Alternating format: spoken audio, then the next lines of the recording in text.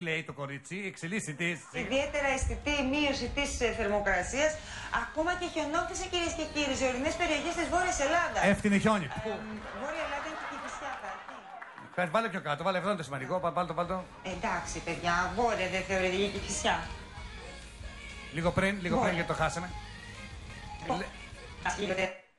Βόρεια δεν θεωρείται και Κηφισιά. Όχι, λίγο πριν. Βόρεια Ελλάδα είναι και Κηφισιά, θα έχει. Όχι. Να. Εντάξει, παιδιά, Βόρεια δεν θεωρείται και Κηφισιά. Βόρεια Ελλάδα είναι Κηφισιά. Βόρεια. Σου λέει, αφού ακούω βόρεια προάστια, θα είναι Βόρεια Ελλάδα, δεν είναι να πει. Εντάξει, το κορίτσι έχει έρθει από τον Άλτερ. Μιλάω για την ίδια σκορδά που δεν ήταν εκεί. Το κορίτσι ήταν μόνη τη, δεν είχε κανένα από πίσω. Και τώρα ξαφνιάζεται. Δηλαδή, άμα δει άνθρωπο από πίσω. Πάντως, πώς φαίνεται από τον τρόπο που είστε. Αχ! Ρε Μαριάννα, τι είσαι εδώ. Δηλαδή, και εγώ, αν δω κάποιον ξαφνικά πίσω, θα τρομάξω γιατί έχω μάθει μόνος μου. Αυτή είναι η λεγόμενη οπτική τρομάρα. Γιατί πώς βρέθηκες πίσω μου. Υπάρχει και η ακουστική τρομάρα.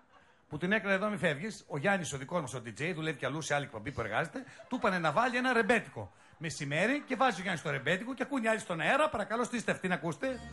Μπορείτε να τη βάζετε, φέρτε και οι δύο κούπες. Κεράματα, ρε φίλε μου.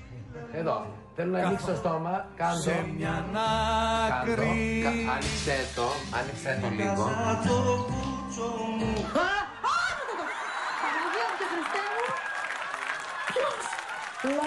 Λα. Όχι τίποτα, αφού δεν πάθατε εσείς. Είμαστε μια χαρά. Είμαστε οργανωμένοι. Η κυριολεξία. Δώσ' τα άλλη μια. Μπορείτε να τη βάζετε, φέρτε και οι δύο κούπες με κρασί. Κεράματα, ρε φίλε Εδώ. μου. Θέλω να ανοίξω το στόμα. Κάντο. Κάντο.